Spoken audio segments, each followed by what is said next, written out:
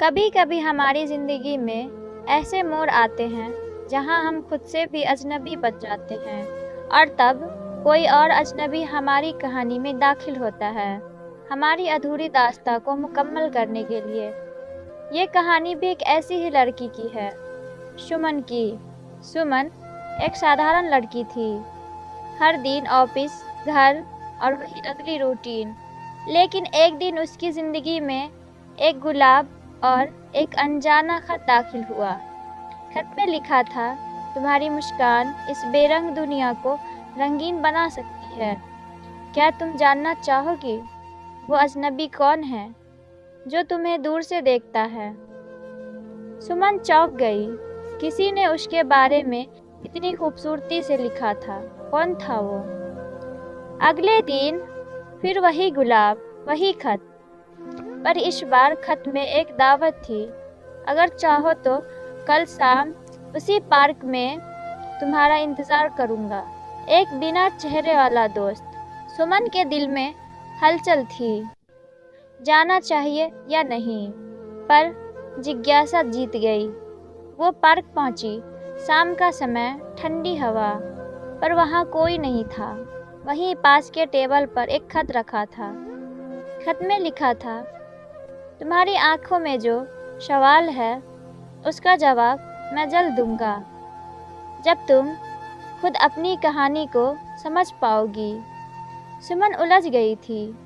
ये खेल था या मजाक, या कोई सच्ची कहानी का आगाज?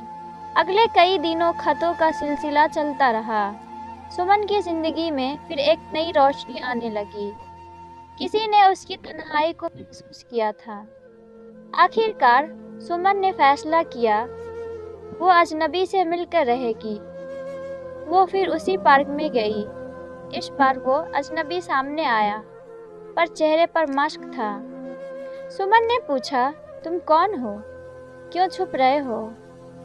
अजनबी बोला, मैं तुम्हें अपना चेहरा तभी दिखाऊंगा जब तुम्हें मेरे बिना चेहरा देखे ही मुझसे प्यार हो जाए। सुमन को ये चुनौती लगी। धीरे धीरे दोनों के बीच बातें बढ़ने लगी। सुमन को उस अनजाने चेहरे से प्यार हो गया और आखिरकार वो दिन आया।